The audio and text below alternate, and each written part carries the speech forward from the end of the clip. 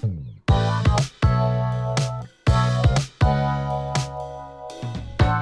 hello, everybody. Welcome back to the Refresh Point. My name is Ben, and as always, I'm joined by my constant co-host, Steve. Steve, how's it going? It's going okay. We're back from the first BCS of the season. We are. And because we wear our emotions very, very much on the outside, you can tell that neither of us did great. That's true. Yeah. Yeah, I mean, to be fair, yeah, if either of us had done well, the start would have been much more exciting. True. Instead, as Steve mentioned before we even started, I think I yawned like 10 times in the last 5 minutes from eeping. Yeah, so Sleeping. It went well in the sense that two people I like got their world's invites. Wow! You don't like Simu? I don't even know him. Damn. Like, I know of him. Yeah. Like, by reputation. Yeah. We've never played. I don't think we've ever talked. That's fair enough. So, not that he didn't deserve to get it. I mean, he's clearly one of the best players in the U.S., but... Yeah, well, we've just come back from BCS Rosemont after both scrubbing out. But it was good to see everybody. Shout-outs to everybody. I did write down his name. Mike, shout-outs to you. One of the fans we saw at, like, round $3. Yeah, something like that. Shout-outs to everybody else that we saw there. Yep, all the Ohio guys, and all the Gunner. Cali guys. Yeah. Saw Panda, who came in with Simu and Steven and whatnot. And, yeah. Carter. Yep. Bunch of other NorCal folks were there. They had their first Italian beef after the tournament. They're like, that's pretty good. I was like, yeah, it is pretty good. Yeah. And we'll get into the rest of the top three in just a moment, and whether or not everyone, as quoted by Simu, if you're on Dolores finisher, you're behind. And we'll see if everyone is behind after you shovel your next uppercut and get right into the refresh point with some breaking news. Because the winner of BCS Rosemont was Carmen. Yeah. It's Bean Wolf. Long with time. Nikkei, fully undefeated. The apple has turned to applesauce. He turned the apple so much, it's applesauce. It's liquefied. Yep. Longtime friend of the podcast and general good guy, Carmen /Beanwolf won with Nikkei. Like the first second after we made an episode where we're like, all right, guys, he put out this guide on Nikkei. We're apple turning. It's really cool. It's pretty good. Wins the whole tournament. Not one loss.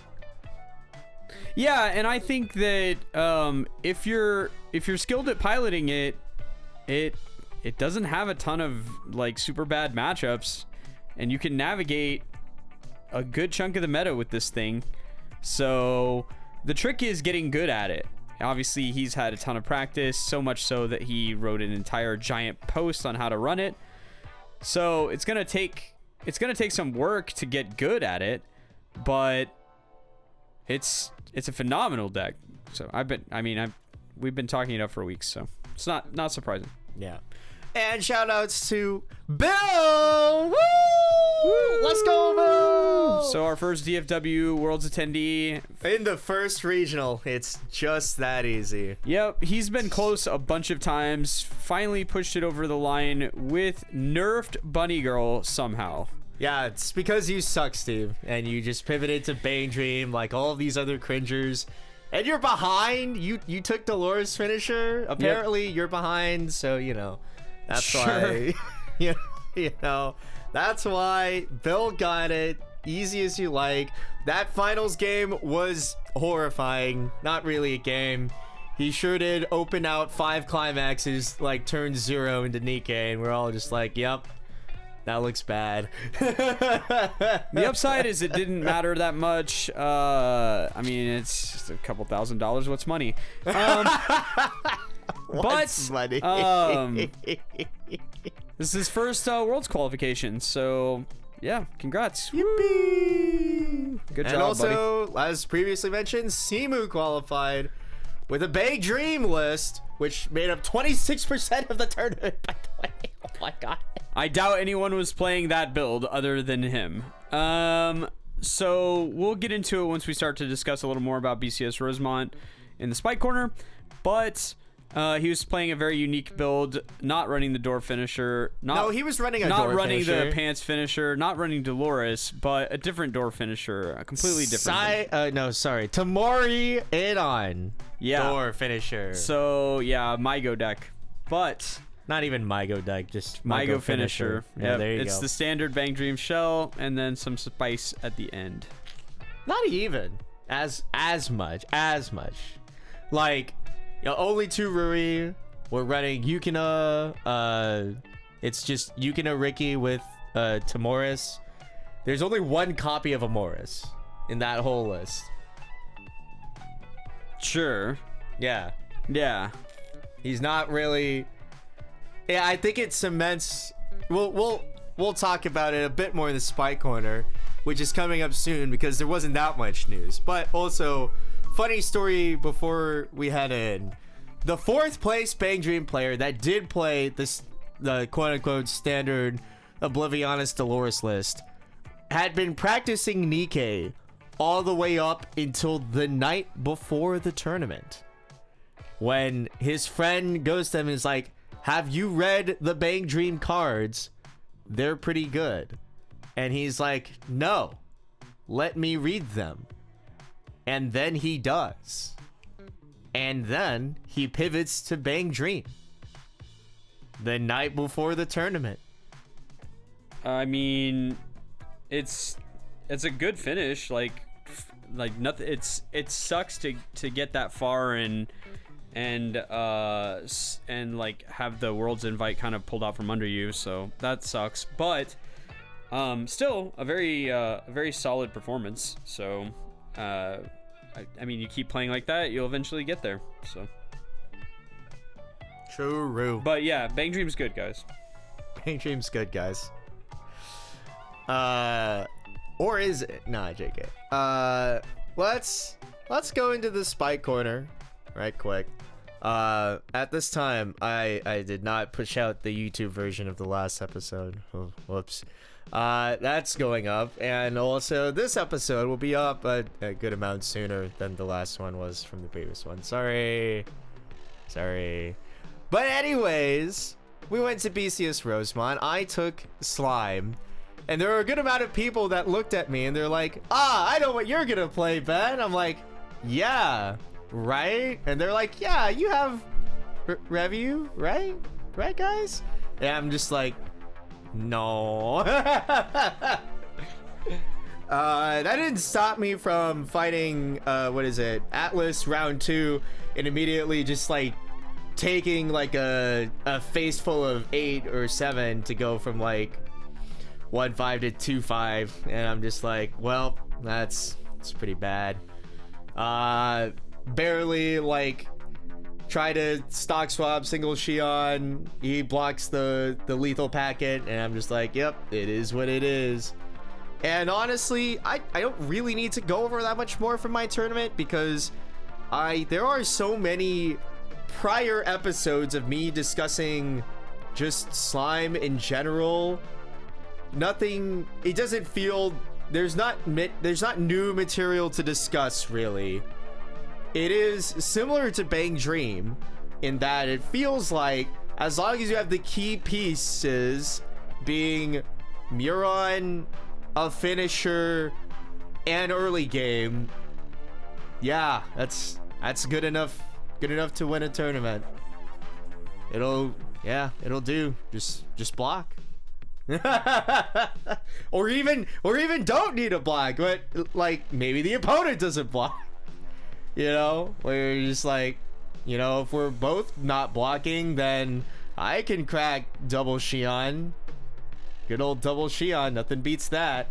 Or like I scammed somebody from one of our locals from 2-4 with double Shion because I had nothing. Like I got hit to 3-4. I'm like, all right, well, I'm probably gonna lose, but here's double Shion, and then he just like takes the exact right way of lethal and dies on the spot over refresh. I'm like, yeah, I don't know, man. Yeah. So I played Bang Dream along with 23% of the event. Was it 23? 23%. Okay. And Yeah. I played 3 Bang Dream mirrors in a row in rounds 3, 4, and 5. Nice. Or I'm sorry, 4, 5, and 6. And no, 4 in a row. Nice. So what I'll say about the Bang Dream mirror is that it's psychotic and doesn't have very good. Like, you really have to make a bunch of strange plays to keep the game on wheels. I started 0-1, then 1-4, went to 4-1, and then kind of got just kind of strangled to death in the last 2 games. I lost a game to a Kanata Marine player who I stock swapped for 9, didn't get any, and then he compressed to 15 and laughed at me. So nice. Really good. I think very strong. I think he played 7 Kanatas during the game. Like in between me blocking. You're cooked. Yeah, in between me blocking and him never ever having to do anything. It was just hilarious to watch. Yeah. That's cooked. Yeah, it was pretty rough. Yeah. And then we had some Bang Dream mirrors go the wrong way. And it ended up 4-3 is what it is. Yeah. I didn't have a great time playing Bang Dream. I like it fine, but it does feel a touch particular in deck 2 to keep things from going completely out of control. So a little touch and go, yeah. Yeah, there's some awkwardness there, but overall, I mean, obviously the deck's good. Got 2 of the top 4 spots, and 5 in the top 16. So I mean, clearly we've got something to work with there. But the other takeaway should be there were only 2 Nikes in the top 16 and a whole bunch of weird stuff in the top 16. So I was half right in the sense that I thought the meta would be Dark Horse prevalent, and I was kind of right there. And I was also kind of right that Nikkei just strangles those decks to death, and so you just need to... Yeah, I mean, out of the 2 Nikkei players, one of them knocked out the other one in top 16. Yeah, which is... So, like... Yeah, that's what allowed some of this stuff to get further. I think that Nikkei... I think Bang Dream is unfavored against Nikkei. I don't think that matchup's good at all. Right, sure. It's not that it's not winnable, it's just not favorable, in my opinion. So the 2 Nikkei players knocking each other out, or one knocking the other one out, did an advantage to all the other Bang Dream players because their worst matchup kind of just quickly departed the top 8. So basically anybody that ran into Carmen got steamrolled, and everybody else kind of got to scrum with the non-meta other stuff that kind of ran into the top 16. The Review Starlight player, shout outs to Shady, who's part of the Review Deck Builder Discord, Of course. Very pretty straightforward pan store list. This is the build. If you're gonna play Review Starlight and you want the highest floor possible, this is it. This is the build. I don't even agree because he doesn't play the movie Giraffe. No, that's true. There's some kibitzing, but I more meant on combo. Yeah, the archetype. Yeah, these combos are the combos. Yeah, it's the combos for sure. But yeah, I saw he was running. But you also like it's really telling that there's not enough of these Nikkei and or standby board gamers in the metagame that he didn't fight one slime or one Nikkei into the top 16. He didn't really have to worry about board until he fought face first into the Rurouni Kenshin player in top the Rurouni Kenshin player in top 16, where the 8 choice thing gets like the changes into the 2-0 and it burns you a whole lot. It burns you on reverse, and even if you like crash into it, well, now they're just hitting you into direct lanes, and that within itself is like an unstable thing to have happen to you. Yeah. When you don't have like giga compression. Correct. Yeah. Like if you don't have like 9 to 10 clean stock for random reasons, like 3s and 4s are bad. That Kenshin, that Kenshin build is predicating itself on game acceleration. Doesn't even have a finisher. So, like, it needs the game to go pretty snappy, and for the most part, it did. He got top 8 with that, so it's but I think it is telling that, like, because I was like, yeah, did you think about the slime matchup or something at all? He's like, no, but I'm pretty sure I lose that. I haven't play tested that much, and I'm sitting over here having played Billy like 6 million times with that thing, and I'm just like, yeah, spoiler alert, you lose that. Unless they really giga eat for some reason, yeah, it's not good looking. I think it's okay to have something that's like not going to have a ton of players playing it as a weak matchup. I think that's okay. Yeah, it's even kind of hard to say that that's the case though. Like, Nikke had a fairly good presence. He just didn't happen to run into it. Well, so what I'll say is that, like, and then Slime, which is kind of funny. Like, I did think there would be less of it, but like I saw like a good 10, 15-ish players, which is like a non-trivial amount of people. 6% is the slime amount. Sure, yeah. But yeah, that's a gamble we can That's take. a gamble you can take, but like not plus Nikke, I don't think. At some point you just get lucky. But yeah. But also I would be there, we're never going to know obviously because we don't get the full distribution of the list of results, but I would be curious to know how many Nikke players were in the top half. Because okay. it's a deck that is not very simple to pilot. It looks really good when it's winning, but man, the games where it's not winning look awful. So I don't know. What I will say is we'll see if the ratio of results continues to look like this, because if you look at if you go into the Bouchard website for Weiss Schwarz and you look at the distribution of sets, you've got exactly what you think you would have, right? The most popular sets from a viewership perspective that have the most viable decks.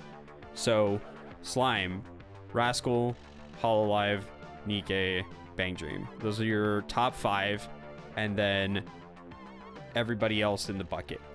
So we're still going to keep seeing those decks going forward. Like, people are not going to stop playing Hololive, guys. I don't know what to tell you, but like, you're going to keep seeing random Hololive piles for the entire time that Weiss Schwarzes exist until they turn the game off and delete all the cards and throw everything in the garbage. Like, that's just how it is. People love Hololive. So but I will be curious to see if I don't think Nikke can be bandwagon. Like, not. I think most people, it's like Overlord, where like you're gonna have to invest significant time into figuring out how to play this thing, and if you get frustrated midway through and just dump it, then no one would blame you, because yeah, this deck's not very easy to play.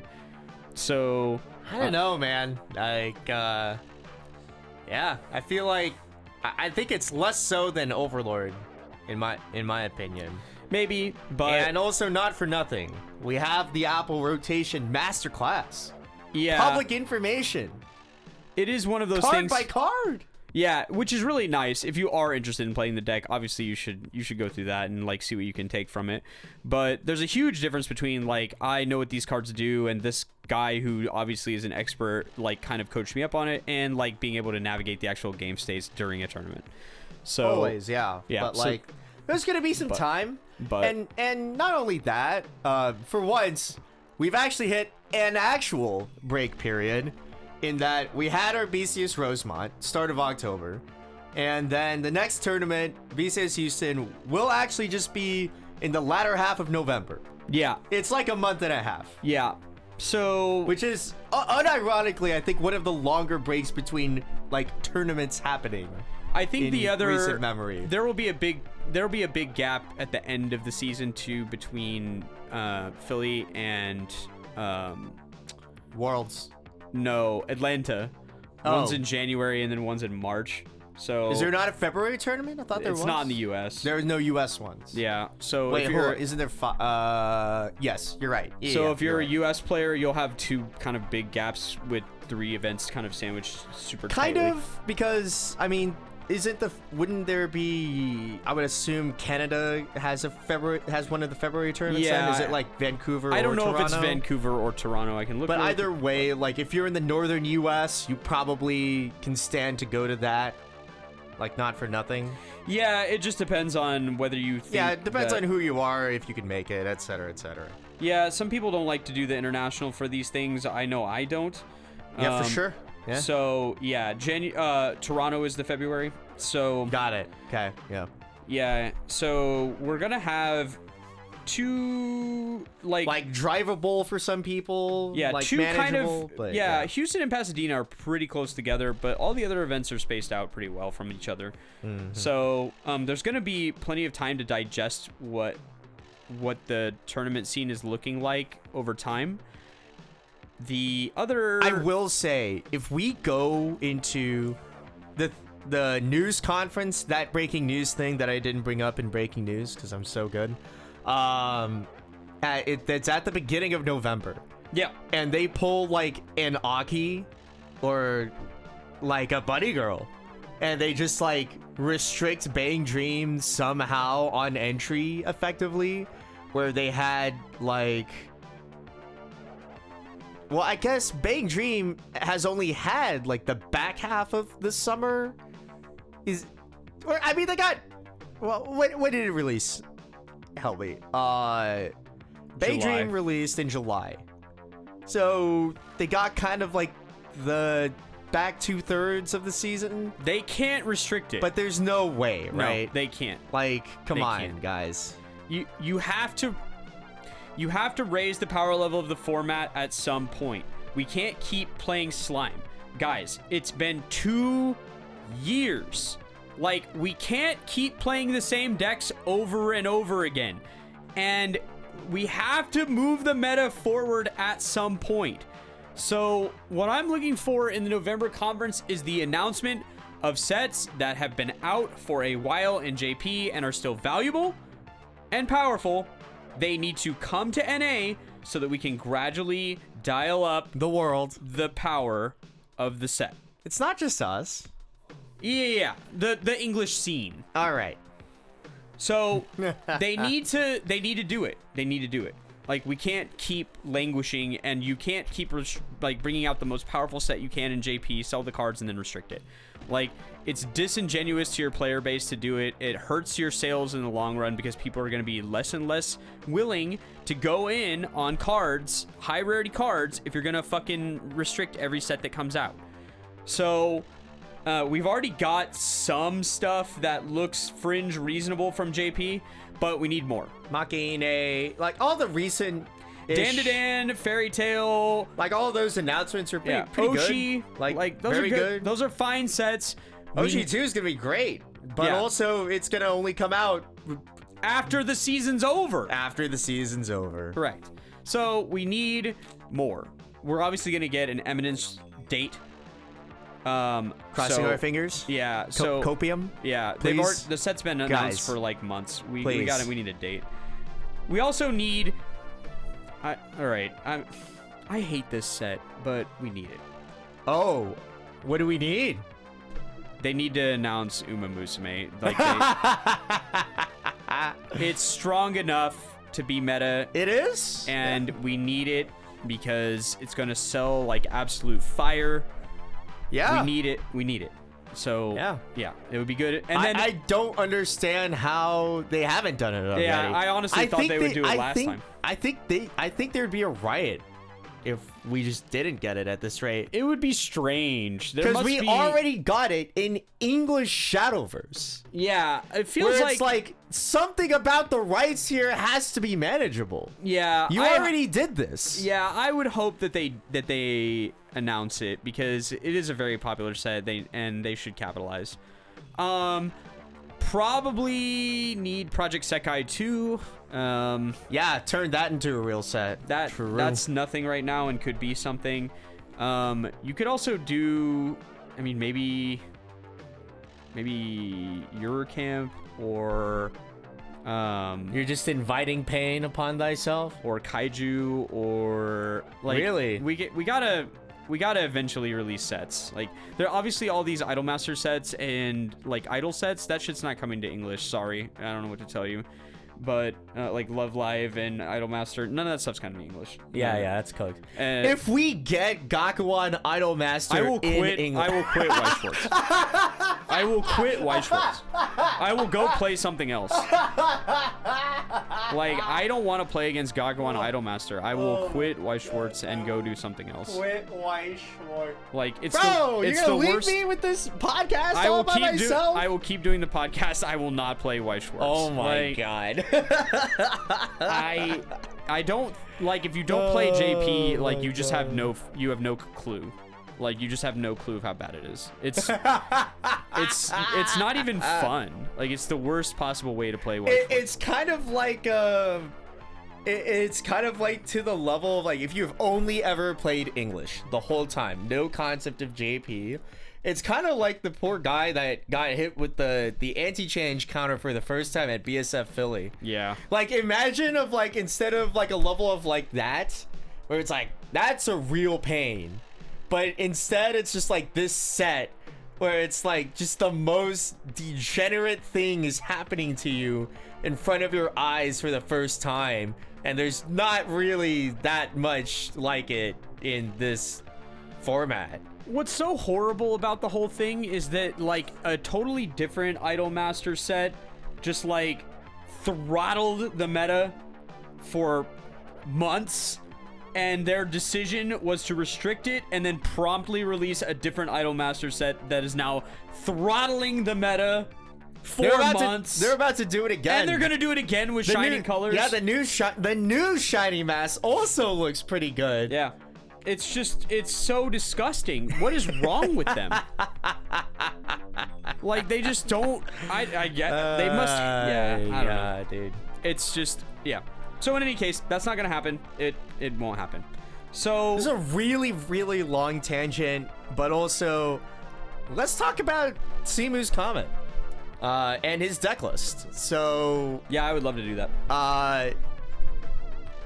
Are you behind if you are not playing this finisher? This finisher is the Anon Sayo finisher from the latest My Go Ave Mujica booster. Yeah. The interaction goes thusly. We have Tamori. Tamori will on play pay 1, salvage, or sorry, on play salvage, and then pay 1 to play Anon. Anon says draw 2, ditch 2, blind stock 1. So she'll refund that. And not for nothing, we still have access to the level 0 Rui that can pay 1, sack self to spawn a card from your hand. So we can have both pieces on the board for 2 stock.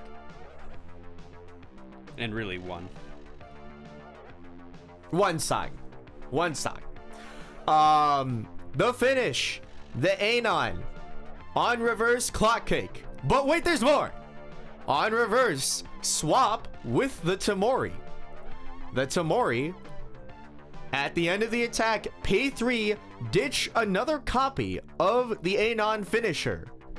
This is something I didn't know. Restand the Anon, and that character gets plus 2k power till end of turn. So, you can swap after clock kicking a guy to a different guy. And you can now clock kick their entire board and swing 5 times. Yeah, so if you are a Weiss OG, this is attack in waves, Asuna and Kirito, but cheap and with clock kick. Yeah. That's how this works. And also, we have a Sayo, which rests this card and one other character can give one of your characters during this card's battle. Your opponent cannot play event or backup. Yeah. Hear me out. Once we give this to the Anon and you can't counter the Anon anymore, and we clock kick all of your potential counterplay targets before swapping the Tamori restander back into that empty lane, your counterplay doesn't matter anymore. Correct. All right. So the Saya does require you to have an event in the waiting room. Yes. So that's key. There may be some shenanigans you'll have to pull off to make that happen. Yeah. But with your 2 buns for luck. Yeah. We need that to be present. But we only need it in certain matchups, and we only need it at certain times. So it's not a mandatory requirement for the deck. Because the Tamori is blue, you'll see a slightly different configured zero game to manage that. Basically, the TLDR of that is we need to run the Yukina Riki instead of the Mocha Riki. And because we're not running the Mocha Riki, we also don't need to run the Amoris very much. So there's an Amoris here in case we need like free cards. We can draw free cards. But for the most part, it's a relatively toothless zero game. Almost no ability to reverse on anything. You just get funny bounce back. Yeah, the highest power card here is 2,000 power and it's your Brainstorm. So, like... Hey! There's one clock kicker and the clock kick clean cutter bro, thing. There's one of each. You're not going to draw it. So... Unless... yeah, unless you're... I guess if you're really lucky. But also, you don't care. True. You just want the game to proceed normally. I hate giving my opponent free pluses, but Bang Dream is an expert deck at doing that. So... The rest of the build is I mean, pretty straightforward. A lot of profiles that I've been seeing a lot. We've got one of the Takishina, just so we can do some, in case we have too many climaxes in hand. We have the pay for climax swap, and then the helmet, and the standard Oblivionis shell. And then on the top end, we've got 4 of the early play healer, which is totally fine. We need something to clock or level to go to green anyway. And we've got the Anon Climax Getter, and then the Arisa Fumio. Yeah. So I would love to know how many times that got used, because I'm guessing the answer is very few. But your finisher... Yeah, it's tricky to play the Fumio if you also need to play the no backup, no event thing. Yeah. Because they both require resting standing cards on play. Yeah, which can get tricky. So like if you don't need to brainstorm, the way you could order it is like play the Fumio, rest the brainstorm, play the 2-1, rest the Fumio and the 2-1, then you get it. Yeah, that would be the best way. Or maybe you don't need to resolve all of it. Or if you have a Rui on board. Yeah. Right? Or the helmet, or there's a few ways you could do it. Yeah, for sure. So you've got some like self-sack mechanics that you could use to kind of keep you from minusing a whole bunch. But at the end of the day, a lot of this is going to depend on how good your hand is. And so you probably only get 2 clock kicks out of this, I would guess, most of the time. Just because you have to hold the Anons in hand for the restand. No, dude, the blue card salvage is on play, man. Yeah, okay, so how good is your hand? That you have 3 of them you're just holding. 3 available. 3 available? Like in the waiting room?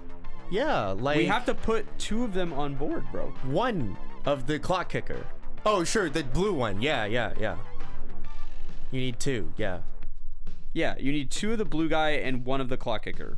Okay? Right? Yeah. Okay, and the blue guy salvage is on play. Yeah. And the clock kicker draws 2, ditch 2 on play as well. Right. So... And like we're playing Bang Dream, and it doesn't feel like her sculpting is like so bad. It's not good. I don't know, man. Like this does not feel like it needs that much sculpting to go right. No, but it needs some. Yeah, sure. And you don't have any. You have a helmet. That is the extent of your sculpting. Everything else is check some cards and hope it works. Yeah, but like, I mean, yeah, like I feel like that ought to be good enough. Whenever your blue 3/2 says salvage on play and you're playing 4 of the clock kicker finisher. Right. So yeah. So our end game probably is maybe 6 attacks. Like it's 5 attacks because you get to swap twice. Yeah. So you get 5 attacks and 3 clock kicks. Doesn't it restand? Yeah, the blue one restands the red one. So it's red swing, clock kick, swap. Blue swing, restand. Red swing, clock kick, swap. Blue one swing, restand. Red swing, clock kick, done. Okay. So you won't have no backups. Does it target a character? It does. Yeah, so you always have no backups. And what's our total outlay for all that? So let's say that You don't play the Rui. Yeah. So it's Every stock, Anon costs stock. 1. Well, you're only playing 1 Anon. Right, so we need 5 to cast everybody. You need 4 to cast everybody. Because the Anon refunds her own stock pay. Because it's draw 2, ditch 2, blind stock. Right. So it's 4 stock with cards in hand to get the board out. You use the Tamoris to salvage the pieces that you're missing, be it the other Tamori to play or the other Anon to discard for the restand. Right, and we get 2 attacks in between each restand. So I think it's 5. We need 6, I believe. 6 stock. So 5 stock if you play with the Rui. Yeah, 6 if you don't. Spawner. Yeah. Which is, both of those numbers are super reasonable. Extremely straightforward, honestly. Yeah. You don't get a lot of. Given that we're playing the Oblivionist combo, yeah, I should hope that 6 is pretty reasonable. We don't get a lot of, there's not a lot of packets here, like, in terms of, like, this is less packets than, like, this is basically around the same packets as, like, I don't know, Marine, something like that. Yeah, but like, clock kick is cool. Clock kick like, is three cool. guaranteed clock kicks if your opponent doesn't manage to slam their board into you is, like, pretty good. Yeah, so an advantage of being relatively low power on the cross is that it can become very troublesome to run the board in. So there is that. Obviously, if your opponent sees you start to set this up, they're gonna try to run it in. But if they try to run it in, you probably just start headed towards the decompressive mechanics of the deck so that you can try to land something nasty like a 4. Yeah, but that's the thing about it too, is that, like, it kind of can lean more towards Buns for Luck a bit than Dolores, and that because Dolores is on cancel, yeah, right? And if you're trying to reach with Dolores and they just, like, take the 3, you're just, like, sitting on your ass being like, all right, well, that sucked. Yeah, you don't get anything more from landing vanillas here, but the difference is that, I mean, you get more vanillas. You get more vanilla. There's, like, more guaranteed packets that are going to happen, quote unquote. Yeah. In the sense of, like, if they're at 2-4, let's say, and they take both Doloreses and you swing with Anon, like, you're not just about to cry. Yeah. Like, you know. Yeah, absolutely. And the other thing is that you just don't have to cast the clock kicker if there's nothing to clock kick. Well, I mean, you do it because you need to restand it for packets. It restands that specific card. It restands. It doesn't restand itself? No, it restands the clock kicker, bro. Oh, okay. That's why we're talking about 3 clock Sorry, kicks. I misread it. Yeah. I knew it ditched the clock kicker, but it also restands the clock kicker. It restands the clock kicker. Right. So you're always going to set up the same board, and it's just a question of whether you need 2 more stock to pay for Orisa or not. Yeah. Or you can consider, like, if you don't want to super clock kick, then it's like clock kicker, Tamori, Anon for the burn. Yeah. Well. The other Anon. Yeah. Like, you can do that. Sure. You will need to keep the game on wheels with a finisher like this. You kind of need to be closer than a little bit. It's like, it's weird. It's not super explosive, but it will get the job done. It's not super explosive, but I will say that, like, there's a little bit more to reaching here than Dolores to some degree, because Dolores always had weird reach. Dolores's reach is hard to like quantify because it's predicated on cancels. Now, what I will say is that Dolores will gain random reach for no reason, because like once they stack, because of cancel 4, take 4, and things like that. Where it's like, if you block the first attack from a Dolores, the reach will start to get really big. But if it's like, if you take the first Dolores, yes, taking Dolores sets or having the ability to take them, is a big deal for sure. Yeah. Whereas in this case, it's like, if you take it, this is always bad. Like, you're always just gonna get hit and poked and hit and poked. And because it's 3 clock kicks, out of the 5 swings that are going to be into empty lanes, right, for the most part, because you clock kick and then you restand, or you swing with the blue one into empty lane. That's the whole point. Yeah. That's how you're avoiding the counterplay. Yeah. You really just need 2 swings to take. Yeah, and so if your opponent is highly compressed, then it's gonna feel bad if you have no way to manage that. But also, hear because me out. You're just gonna get blocked down. Buns for luck. Right, and so sometimes that works great, and sometimes it doesn't. Yeah. It's random cards, right? It is. So, which is kind of what we saw in the top 4 against Carmen. It was just like I block all the attacks, and then I take 2 clock kicks, and then we move on. Pretty much. So, like, yeah. that's a way it can go if your opponent is in the right board state to make it happen. The upside, of course, is that it's hard to get to the board state where you can make that happen, and also you can disrupt it, and also sometimes it doesn't matter. Weiss Schwarz stuff happens, but this is a totally reasonable way to approach playing Bang Dream. I think one of the cool things about playing Bang Dream right now is that there's probably several ways you could approach this shell, and it wouldn't be unreasonable to approach it that way. So I like this build a lot. I like everything except for the fact that it's going to probably give away some pluses at 0, but maybe that doesn't matter. A lot of times people will overplay their 0 game with their 1 game if they're still there. So maybe it's not relevant that it's going to end up leaving a lot of stuff hanging around, and you're just doing your thing, which is important. I will say I did some test games with this for fun the other day, and it's so funny how much I just randomly got to and got value out of the 1 of 0s, where I'm just like, do we need this Amoris to be in the list? And I'm just like playing some testing. I'm like, huh, look at that. I opened Amoris. It's so cool. And then like some random time where I'm like, I guess I can add this clean cut off this brainstorm or something and clean cut my 1 combo because I don't have the other 1 combo. So yeah, sure, why not? Yeah, cool. Yeah, sick. I will say, 1 of clean cut, nothing beats that.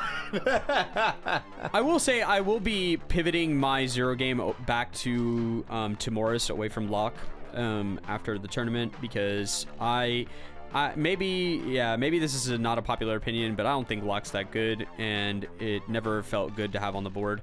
That's crazy. I loved playing Locke. That was hilarious. It never felt good. I think time. I would much rather have the Mill 4, especially in deck 1. So I will probably be switching those back, but it does make your green level up a little harder. I don't think I'll be changing my deck to this build, just because I believe that you just don't want to try it. Obviously, I mean, I'm trying a bunch of stuff right now. I was not happy with Bang Dream in general at the event, and I'm not sure I want to play 100 Bang Dream mirrors for the rest of the season.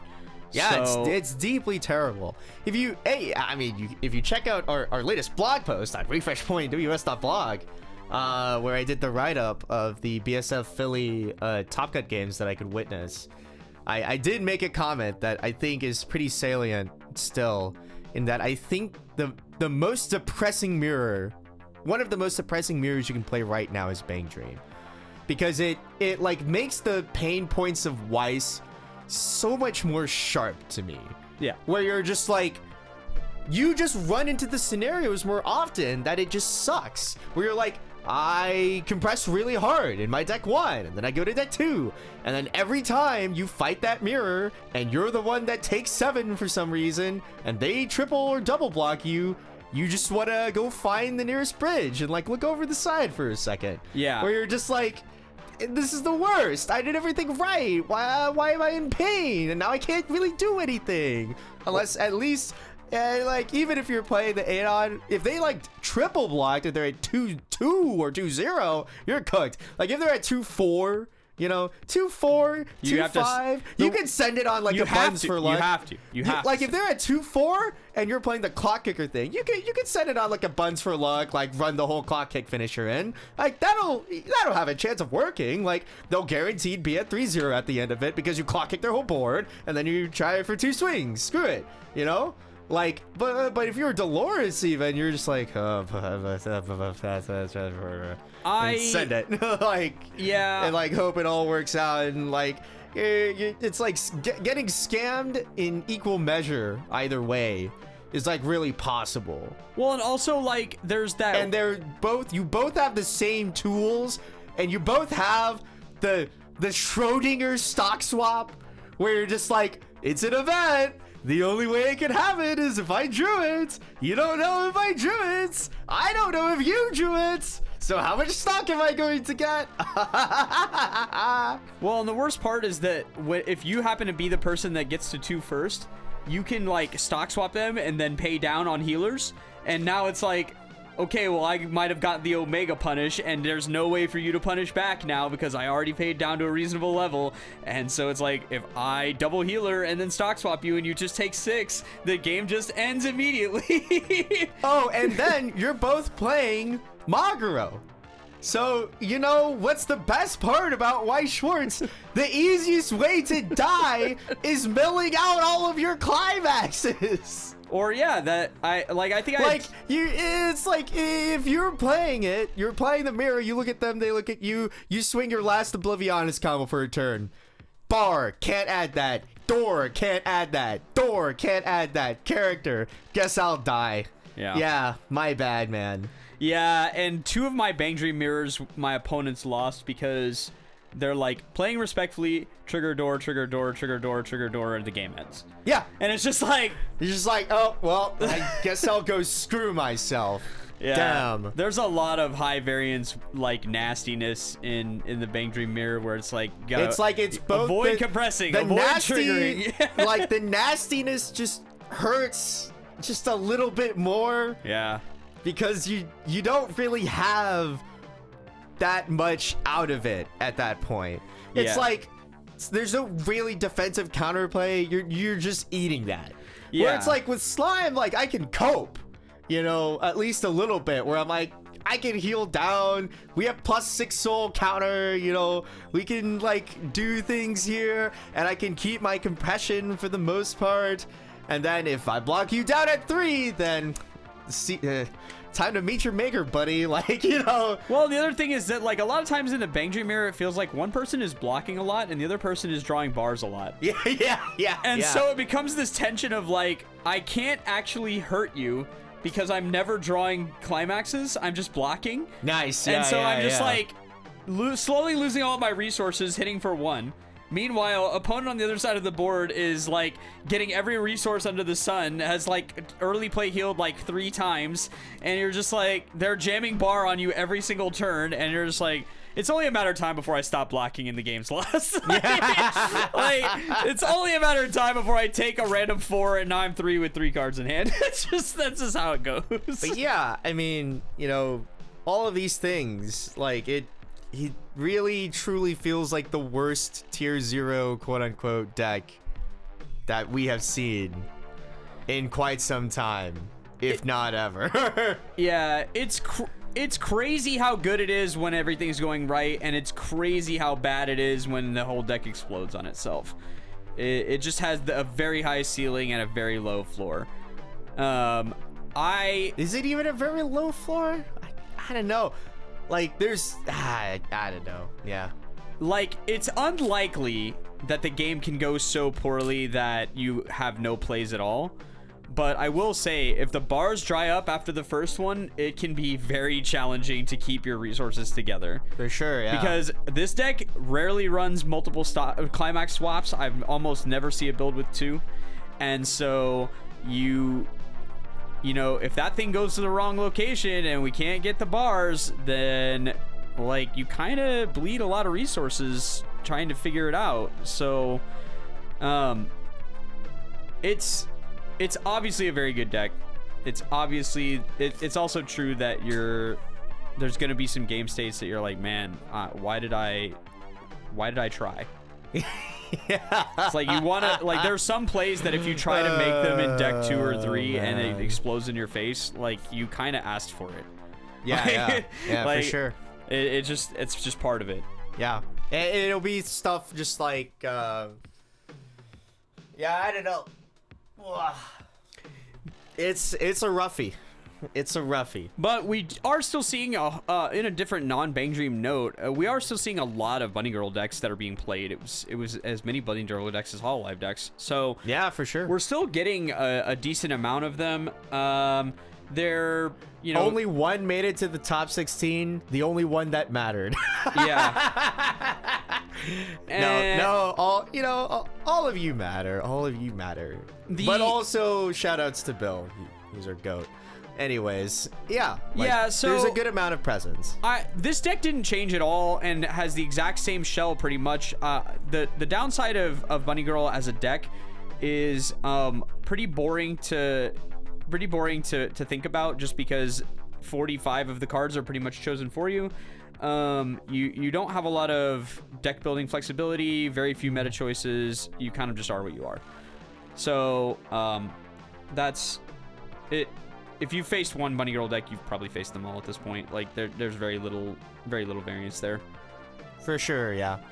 Shout outs to the AOT Mikasa Levi player. I almost said Levy.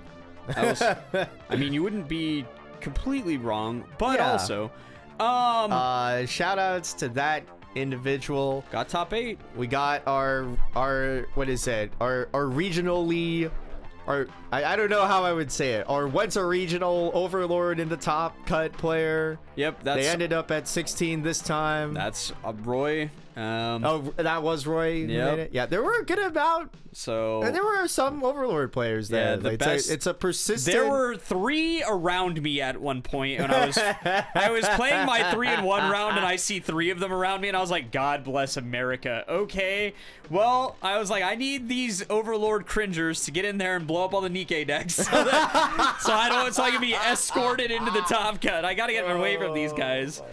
But yeah, that's Roy. Probably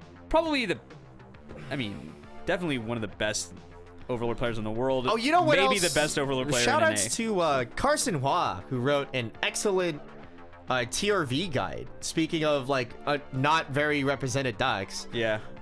he did not do well at Rosemont, unfortunately. Yeah. Joining the rest of us in the X3, man, I really did just eat sometimes bracket. TRV is a tricky thing to play when there's this much bang dream. Like, Yeah, for sure. that feels like psycho maneuver to try and run that in a tournament. However, yeah, I will make a note for myself to link it in the description, but he did write an 80-page write-up, card for card, Holy most line crap. by line. I read it. It was a great write-up. It was sick. 80? 80. Man, 8-0. we really do take some of the content in the community for granted, because that is a shitload of work. If your finisher needs that much stock, you're gonna have a hard time in the meta. Like, Bang Dream's too nasty. But yeah, it was it's cool to see him. It was cool to see. But yeah, all the we are stuff. seeing a whole bunch of the rest of the top 16 is one-offs outside of Nikkei and Bang Dream. Yeah. And it's all one-offs. There's a Shauna, and it's there's a all Bochi. Yep. All really reasonable stuff. There's Clinton Chan. We have, of course, Slime. playing Slime. Yeah. That Hololive deck is Sora Nexals. Nice. Yeah. Sick. That's Sora Mume Nexals. Awesome. And then we have Shauna, and then we have Bochi and Rurouni Kenshin, and that Levi finisher is on reverse clock kick burn 2. Awesome. Pay 2 ditch 2. Great. So and I think heal on play, which is awful. Look, man, some people can block better than us, and that's why we have to play these cringer higher tier decks to try to make up for it. Correct. I think I maintain that a bunch of different stuff can crack into the top 16. Can win for sure. Yeah. But you better be ready to fight Bang Dream and Nikkei, because they're not going anywhere. Yep. So do not expect restricts in November. I do not expect them. What we need is set announcements. That's what we should be expecting and hoping for, is set announcements. Yep. We have to get the meta changed up a little bit from what it is. But Bang Dream is still very meta in Japan, so don't expect it to be going anywhere for a while. And shout outs to everybody. It was very cool to see you at Rosemont. And shout outs to Ryan, who's still been in our DMs asking about ambitious deck commissions. We just put out the latest episode where we were like, this Oshinoko 2, it's not really ambitious, I fear. No, it's just awesome. It's just it's just great. But he slid into our DMs asking for Makaine, too many losing heroines, deck building ideas. We will take a crack into it. Yeah. I've been working. I have missed so many locals in the last few months. I didn't get the happy 14th anniversary thing before Chicago. Ow. Yeah. That sucks. Yeah. Even I got that. Yeah. Yeah, screw Ben you. playing less Weiss than Steve. What a timeline. I don't know about less Weiss. It was made up for certain, just not in a local environment. Yeah. In person. In person. Yeah. You're playing online all the time. I definitely made up for it by being like, yo, who wants to fight me right now, please? I miss my locals and I'm so sad. I honestly, nobody ever hits me up for online games. So Are you ever online for online games? I don't know. I feel like I'm terminally online, but Have you asked people before for online games? No, because mostly I okay then, buddy. I'm not. Alrighty then. I also don't like playing on cam. Okay then, buddy. The camera games suck. I'll play the simulator though. Okay. But The unaffiliated simulator 9000. Yeah, I didn't Classic. realize there were 2 simulator discords. There are. I wasn't in the other. I wasn't in the other one where people actually queue up for playing. Oh, there is one of those. There is. Sure. So, Cool. yeah. So that's I need to probably be more active in that space. But, yeah, I definitely need to play a little more. I'll have to figure out a way. I guess I'll have to just man up. Although I will say it is very funny that Shady got that top 16. I was like, yeah, I should sleeve up my 8 secrets. We gotta flex on these kids some of these days. Yeah, man. And it's still that guy. He can really block at level 2. He didn't play any early play healers, and he's like, nah, just block.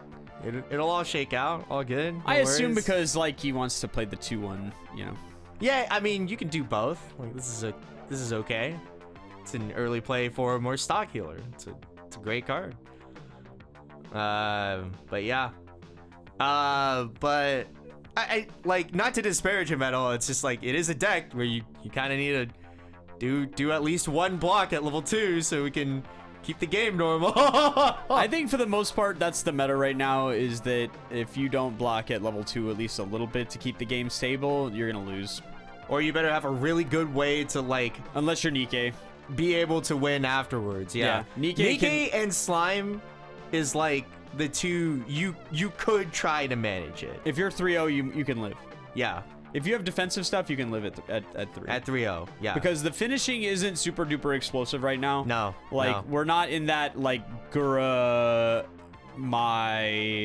full on scam era where it's just a gazillion packets being jammed down your throat at once.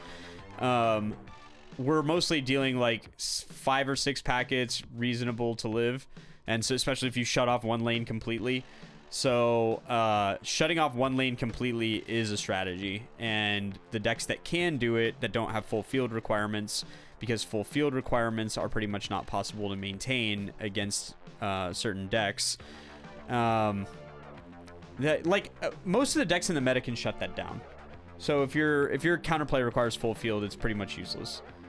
But if you do have other counterplay that doesn't require full field, and it almost doesn't matter what it is, it's probably useful. So, yeah, I think that counterplay is kind of at an all-time high if you have it available, because the decks that can shut it down there's not that many. We still have Slime to contend with, but for the most part, you have to you gotta be cognizant of the counterplay of your opponent. Yeah, pretty much. So I look forward to whatever else other review top cut happens this season. We seem to be able to get at least one in every season. It was me last single season. We got Shady in at the very start of this season. Compote Salty won the France BSF with it. You know, if we just dodge every single level 2 power deck, then yeah, it's real possible. I think if you don't fight Nikkei, you got a pretty good chance of like navigating the game at level Exactly, 2. yeah. Like Review Starlight is a deck where you're like, man, if I never see Overlord, Nikkei, and Slime once in my natural life in this tournament path, this is pretty good. I think that's possible for sure. Yeah. So we'll see. And you know what's that? I haven't heard it in a long time. Steve. Yep. It's a whale sighting. We got a whale sighting. We got a whale sighting. And we didn't even Because- bring it up because we ourselves had forgotten about it.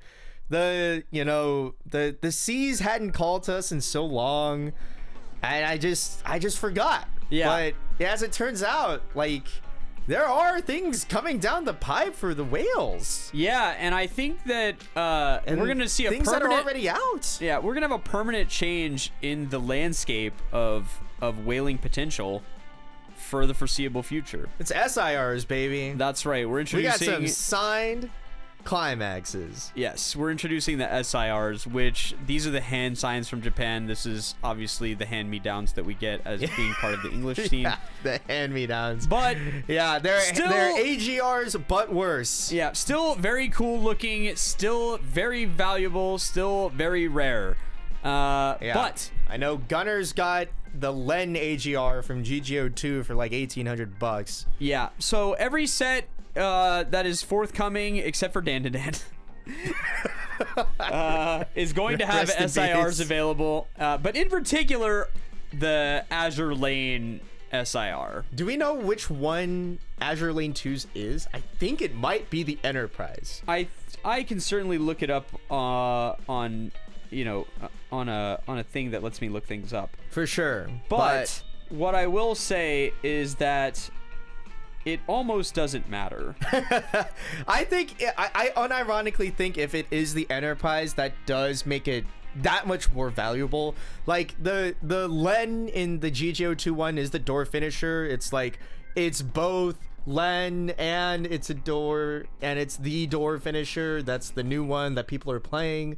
So I would expect that the new AGR for Azure Lane 2 would also be something similar. If it's not the Enterprise, it's the Unicorn. If it's neither of those two, they messed up.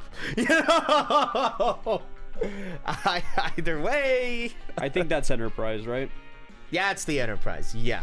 Okay. Yeah, so this is the Enterprise pants. Yeah, that's the new trigger burn 3 for each, trigger twice, burn 3 for each blue or yellow character finisher. Yep. Yeah, So that's- Jinx Yomiko twice. yeah, that's gonna cost a lot.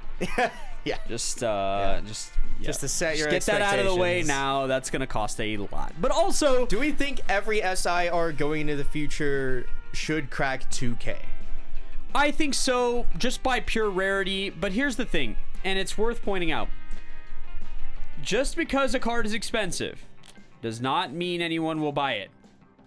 Let's keep that in mind, because if the SIR is from a set that has mid popularity, let's just call it whatever, GGO, Machine, there's a few, where the SIR just may not be from a super popular, super meta set, that makes the card expensive, but it also makes it hard to move.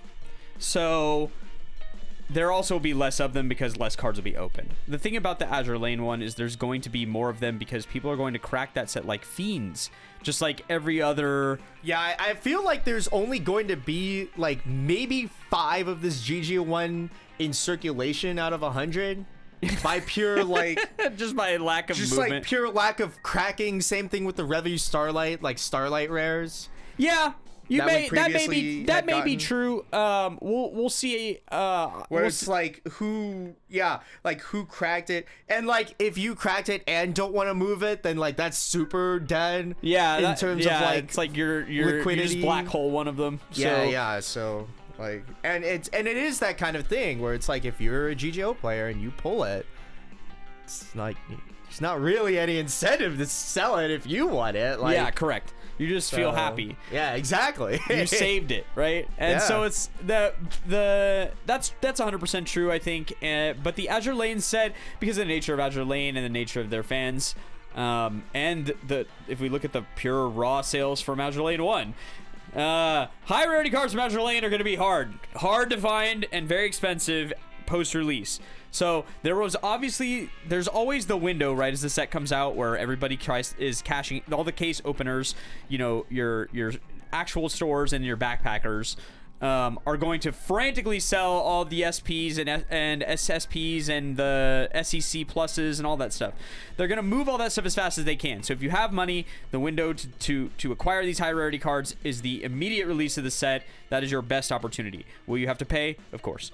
But it's not going to get better. It's going to get worse if you wait. Because if you wait, what happens is all the people that used all their money, they acquired the cards. Now the cards are going to start to dry up. The market's going to get even more expensive.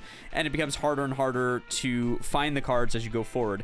Ask anyone who is looking for HoloLive Set 1 SSPs. Just ask. Good luck.